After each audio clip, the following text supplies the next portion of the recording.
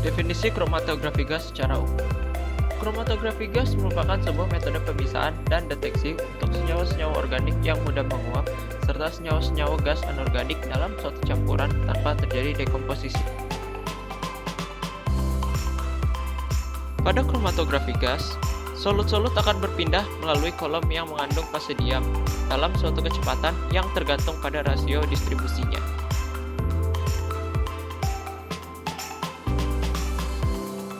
Solut akan terelusi berdasarkan peningkatan titik didihnya atau akan tertahan berdasarkan interaksi antara solut dengan fase diamnya. Dalam kromatografi gas, fase gerak merupakan pembawa yang menggerakkan solut ke kolom. Gas yang digunakan sebagai fase gerak harus tidak reaktif, harus murni, dan kering karena akan berpengaruh pada detektor. Kemudian, gas juga harus dapat disimpan dalam tekanan tinggi. Sedangkan fase diam dalam kromatografi gas terdapat di dalam kolom. Terdapat dua jenis kolom, yakni kolom kemas dan kolom kapiler. Kolom kemas terdiri atas fase cair yang tersebar pada permukaan penyangga. Fase diam hanya dilapiskan atau terlihat secara kovalen pada penyangga. Sedangkan dalam kolom kapiler, dinding kapiler bertindak sebagai penyangga lembab untuk fase diam cair. Fase diam ini kemudian dilapiskan pada dinding kolom atau dapat juga bercampur dengan sedikit penyangga lembab yang sangat halus untuk memperbesar luas permukaan efektif. Selanjutnya adalah video untuk Dalam sistem peralatan kromatografi gas, terdapat tabung gas pembawa atau fase gerak. Kemudian, kolom yang diletakkan dalam oven yang dikontrol secara termostatik. Selanjutnya, juga ada alat detektor dan alat pencatat, di mana pada kasus ini digunakan detektor ionisasi nyala atau flame ionization detector. Kemudian, terdapat juga alat autosampler, sehingga sampel akan dapat dibuat secara otomatis. Pada video, inlet menghubungkan tabung dengan ruang suntik kolom, agar gas yang digunakan sebagai fase gerak dapat mengalir melalui kolom. Di dalam ruang suntik, sampel yang akan dikromatografikan akan disuntikkan ke dalam ruang ini melalui gerbang suntik yang ditutupi oleh septum. Apabila sampel yang disuntikkan memiliki ukuran partikel yang terlalu besar daripada ukuran kolom, maka dapat digunakan teknik pemecahan suntikan atau split injection, di mana gas pembawa dibagi menjadi dua aliran dan dikendalikan dengan suatu katup pada ujung di mana aliran dibuang. Laju alir dalam kedua aliran ini diukur dan ditentukan nisbah pemecahannya, sehingga saat nisbah pemecahan diketahui, jumlah sampel yang masuk ke kolom dan jumlah sampel yang dibuang dapat diketahui. Sedangkan pada splitless mode, semua partikel akan memasuki kolom.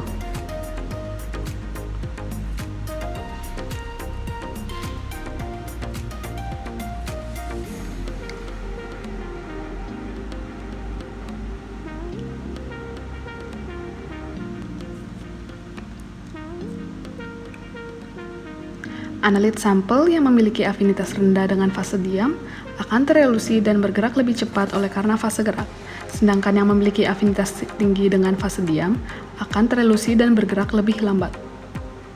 Hal ini juga dipengaruhi oleh suhu kolom, kecepatan aliran gas pembawa, panjang kolom, serta jumlah sampel yang diinjeksikan.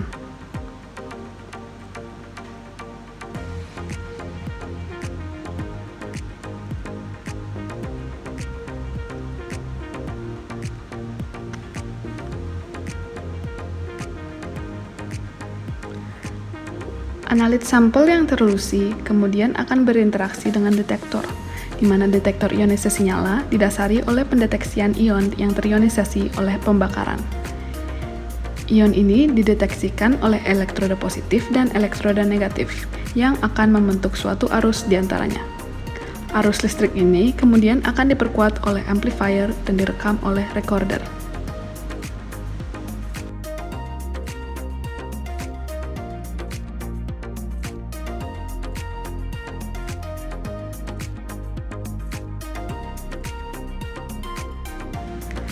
Hasil data akan ditampilkan pada komputer yang telah dilengkapi dengan perangkat pengolah data, di mana jumlah terjadinya puncak merupakan indikasi dari jumlah analit yang tersedia dalam suatu sampel. Sumbu X pada grafik kromatograf akan menunjukkan waktu retensi, di mana dihitung berapa lama waktu yang digunakan sebelum suatu analit sampel terdeteksi dalam detektor. Sedangkan sumbu Y menunjukkan intensitas atau jumlah dari analit yang tersedia di dalam sampel. Ini akan membahas mengenai pemisahan metanol dan alkohol dalam kromatografi gas. Nah, pemisahan sendiri didasari oleh adanya perbedaan titik didih. Lalu, berapa sih titik didih dari metanol? Metanol memiliki titik didih 64,7 derajat Celcius. Metanol sendiri merupakan alkohol yang memiliki titik didih terendah, yang artinya jika dilakukan kromatografi gas, maka puncak pertama dalam kromatograf merupakan suatu metanol.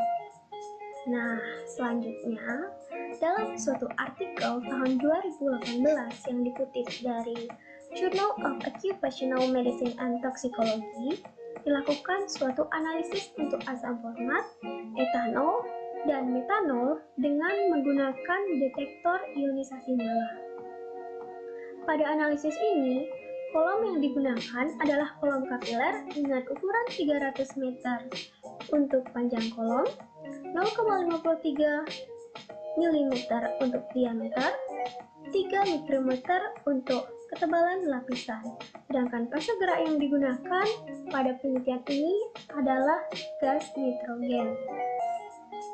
Nah,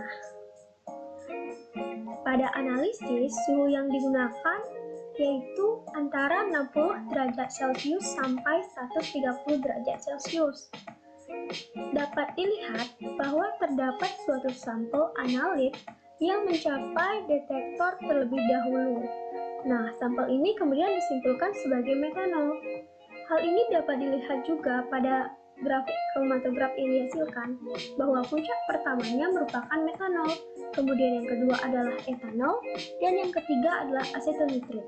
Yang berarti metanol memiliki waktu retensi paling rendah, yaitu sekitar 5,3. Selanjutnya adalah etanol dan kemudian asetil nitrit. Hal ini berkaitan dengan titik didih dari masing-masing sampel, di mana metanol memiliki titik didih paling rendah yaitu 64,7 derajat Celcius dan asetil nitrit memiliki titik didih paling tinggi yaitu 82, derajat Celcius. Sehingga dapat disimpulkan bahwa pada kromatografi gas, senyawa yang memiliki titik didih paling rendah akan memiliki waktu retensi yang paling cepat, sehingga dia akan cepat untuk sampai ke detektor.